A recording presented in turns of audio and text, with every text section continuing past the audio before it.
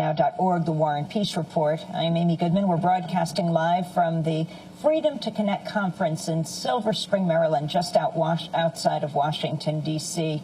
We'll also be live streaming this entire event throughout the day at our website, democracynow.org. The Freedom to Connect conference is taking place at the AFI Silver, a well-known movie theater here in Silver Spring. It's attracted people from across the political spectrum who believe in the freedom to connect online. One of those people is Khanna, described as a rising star in the Republican Party. He worked on both Mitt Romney's presidential campaigns and for Republican Senator Scott Brown of Massachusetts. But he's here at the Freedom to Connect conference talking about the memo that, well, cost him his job. Back in November, Khanna wrote a policy brief for the Republican Study Committee, a group organized by Republicans in the U.S. House of Representatives, called 3 Myths About Copyright Law and Where to Start to Fix It. In the brief, he described how today's strict copyright system hampers progress and runs contrary to constitutional principles. He wrote, quote, "Today's legal regime of copyright law is seen by many as a form of corporate welfare that hurts innovation and hurts the consumer. It's a system that picks winners and the losers are now new industries that could generate new wealth and added value," he wrote. He went on to advocate lighter penalties for copyright infringement and an expansion of fair use. But media reports suggest the entertainment industry and the politicians it supports reacted strongly against the memo. By the next day, the Republican Study Committee had taken the report off its website and issued a retraction saying it was published without adequate review. Then Khanna was told he would not be retained as a staffer under the committee's new leadership.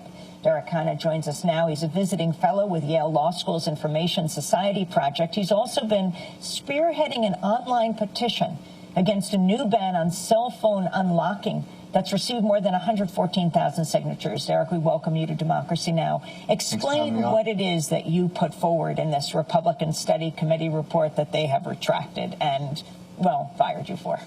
Sure. Well, I think that intellectual property laws are one of the critical ways the government has to incentivize investment in research and development and progress. So I thought that analyzing our copyright scheme was a good way to go.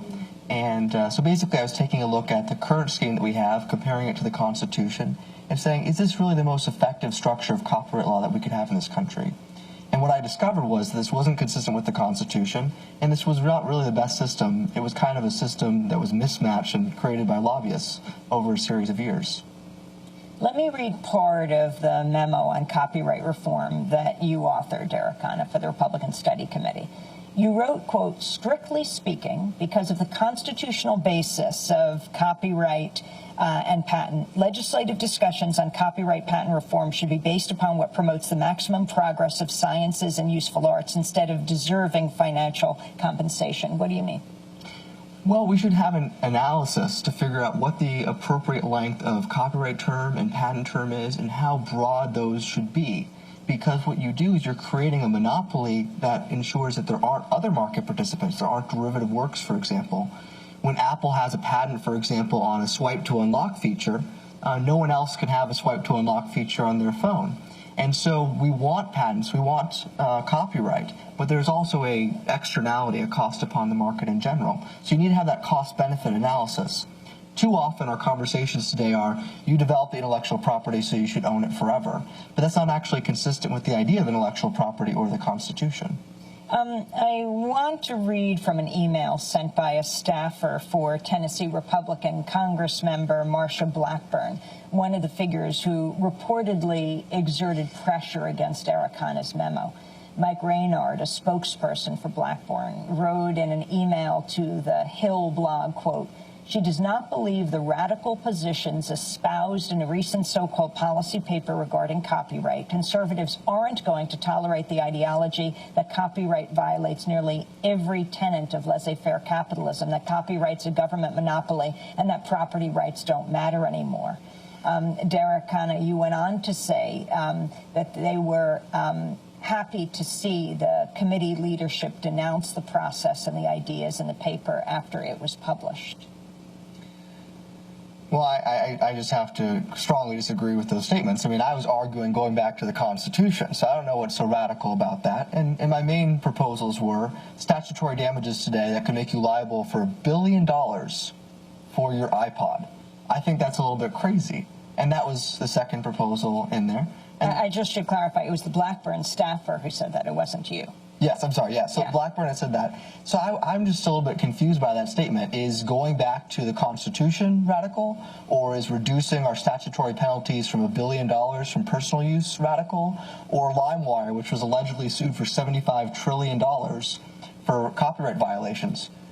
You know, is advocating for a lesser lawsuit than all the money that exists in the world, is that radical? I was a little bit confused by that statement. Now, this is interesting, the political spectrum represented here. Darcy, talk about where you would disagree and where you would agree with Derek. I suppose on many other issues that, Republicans represent in Congress, since you headed up the progressive Democrats.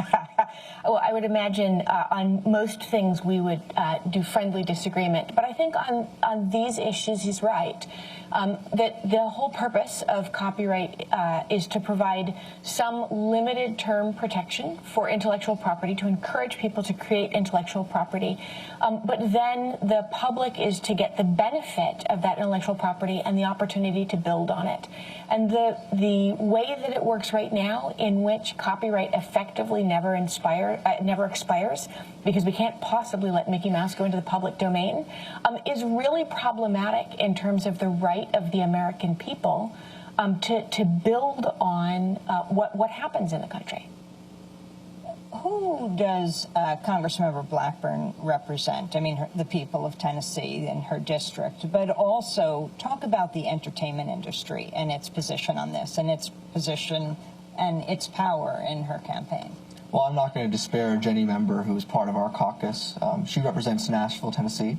Obviously, the MPA and the RAA were very engaged on this issue, and their perspective is that copyright should never expire. If that's, they should advocate for a constitutional amendment, because our Constitution is very explicit. Copyright has to be for a limited period of time. And that's what I was advocating for. MPA is the motion MPA is picture, against that, yeah. Film industry. Yes, I should have specified that. And the RA is for record artists. So where does this leave you right now, Derek Khanna? I mean, you're a devoted Republican, but you're sort of been put out to pasture. Well, I believe in conservative principles. I believe in constitutional fidelity and having a system that doesn't over-criminalize personal conduct and put individuals liable for $1 billion of damages. So these are conservative principles to me, and we can agree on this, and we may disagree on what the appropriate length of copyright term is, but I think we agree on some of the broad parameters on how we should frame this issue. Have other conservatives spoken to you that they support what you're having? Numerous conservatives have come out in support of this. In fact, American Conservative Union put this up on their website. They represent almost every conservative group in Washington, D.C. and across the country. It's received a lot of support across the conservative world, and obviously from the tech community as well. Thanks so much for watching this report from Democracy Now!, your daily independent global news hour. We don't accept advertising or corporate funding, but rather rely on donations from viewers like you. Please make your contribution by visiting democracynow.org. We need your support today to keep bringing you this hard-hitting, in-depth reporting.